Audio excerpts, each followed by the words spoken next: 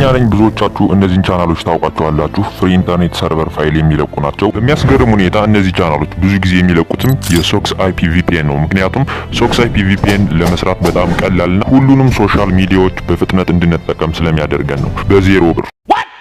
አዎ ሰምታችሁታል፣ በዜሮ ብር። ኧረ ቆይ መቼ ጨረስና? ይበልጥ የሚያስደስተው ነገር ደግሞ ይህን ፋይል ክሬት ካደረጋችሁ በኋላ ራሳችሁን ቻናል ወይም ግሩፕ በመክፈት እነዚህን ፋይሎች ሼር በማድረግ የራሳችሁን ትልቅ ኮሚኒቲ መፍጠር ትችላላችሁ። እንዲሁም ከተለያዩ የፕሮሞሽን እና አዳዲስ ኤርድሮፖች ሲመጡ ቀድማችሁ ሪፈር በማድረግ ቀላል የማይባል ገቢ ማግኘት እንደምትችሉ ብነግራችሁስ። ስለዚህ አሁን ነገር ሳናንዛዛ ወደ ቪዲዮ። ከዛ በፊት ግን እኔ ከዚህ በፊት የሰራሁትን ፋይል ኮኔክት አድርጌ ላሳያችሁ። እንደምትመለከቱት እንግዲህ ኮኔክት አድርጓል። ይህን ፋይል ነው ማለት ነው የምንሰራው ኤክስፖርት መደረግ የሚችል። ስለዚህ አሁን 5 ስቴፖችን እናያለን። ቀላል 5 ስቴፖችን ማለት ነው። በደንብ እንድትከተሉኝ እፈልጋለሁ። ምንም ቪዲዮ አታደርጉ፣ ተከታተሉኝ። የመጀመሪያው ስቴፕ እንግዲህ ከፕሌይ ስቶር ኦር አፕ ስቶር በመሄድ ሶክስ አይፒ ቪፒኤን ብላችሁ ሰርች ታደርጋላችሁ። ሰርች እንዳደረጋችሁ የሚመጣላችሁ አፕሊኬሽኑ ይሄ ነው። ከዚህ በፊት ያወረዳችሁት ካላችሁ በቅርቡ አፕዴት ስለተደረገ አፕዴት ማድረጋችሁን እርግጠኛ ሆኑ። እኔ ከዚህ በፊት ኢንስታል ስላደረኩት ኦፕን የሚል ኦፕሽን መጥቶልኛል። አፕዴትም አድርጌዋለሁ። እናንተ ይሄን ከጨረሳችሁ በኋላ ኦፕን ስትሉት ወደዚህ አፑ ኢንተርፌስ ይወስዳችኋል። ስለዚህ አሁን የመጀመሪያውን ስቴፕ በተሳካ ሁኔታ ጨርሰናል ማለት ነው። ሁለተኛው ስቴፕ ደግሞ ከዚህ በፊት የተጠቀማችሁበት ፋይል ካለ ከላይ በቀኝ በኩል ሶስቷን ነጥብ ነክታችሁ ኢምፖርት ኦር ኤክስፖርት የሚለውን ኦፕሽን በመንካት በመቀጠል ሪሴት ኮንፊግሬሽን ማድረግ። አሁን ወደ ዋናው ነጥብ እየገባን ስለሆነ ከእናንተ ትኩረታችሁን እፈልጋለሁ። ሶስተኛው ስቴፕ በግራ በኩል ከተቀመጡ ኦፕሽኖች የሴቲንግ ምልክት ያለበትን መንካት። እሱን እንደጨረስን እንደገና ከላይ በቀኝ በኩል የክራውን ምልክት ያለበትን በመንካት ሎዲንግ እስኪያደርግ መጠበቅ። ያው ብዙ ጊዜ ስለማይወስድ ተረጋግታችሁ ጠብቁት። ሎዲንግ አድርጎ እንደጨረሰ ክሬት ማድረግ የምትፈልጉትን ካንትሪ ምረጡ። እዚህ ጋር ትኩረት ማድረግ ያለባችሁ ሰርቨር አንአቬሌብል የሚል ጽሑፍ ያለበትን እንዳትነኩት። ልክ እዚህ ጋር እንዳለው ማለት ነው። መምረጥ ያለባችሁ ሎኬሽን ብሎ የሀገሩን ስም የሚጠቅሰውን መሆን አለበት። ልክ እንደመረጣችሁ ማክሲመም የ20 ሰከንድ አካባቢ አድቨርታይዚንግ ቪዲዮ እንድታዩ ይጋብዛችኋል። የስ ካላችሁ በኋላ ትንሽ ጠብቁትና የሚመጣላችሁን አድ ምንም ሳታሳልፉ ሰከንዱ እስኪያልቅ ድረስ መጠበቅ። ልክ ሰከንዱ እንዳለቀ ከላይ በኩል ሪዋርድ ጋራንትድ የሚለውን ክሊክ ማድረግ።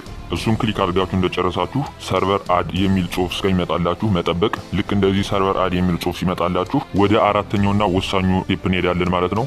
ከዚህ በፊት ግን አንድ የ5 ሰከንድ ልስጣችሁና በቅንነት ሁላችንም ሰብስክራይብ እና ላይክ አድርገን እንመለስ። ያደረጋችሁ ቦታ ይተካያን።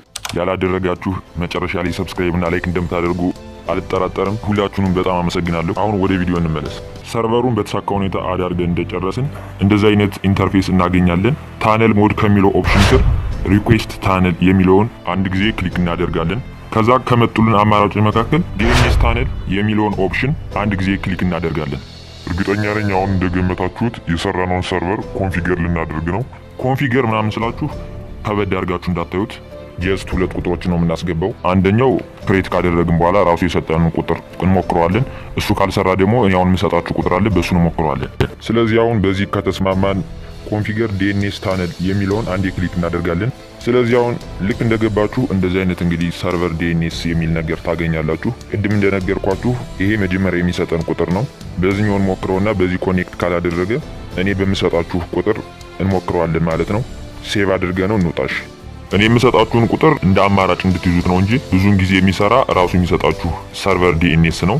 እሺ ሴቭ አድርገን ከጨረስን ከላይ በግራ በኩል የቀስት ምልክት አለች። እሱን ነክተን ወደ ሆም ፔጁ እንሄዳለን እና ምን ጠብቃላችሁ? ስታርት የሚለውን ክሊክ አድርጉት። ትንሽ ጠብቃችሁት ኮኔክት ካላደረገ መጀመሪያ ላይ ያስገባነውን ቁጥር አጥፉትና ይሄኛውን ቁጥር አስገቡት።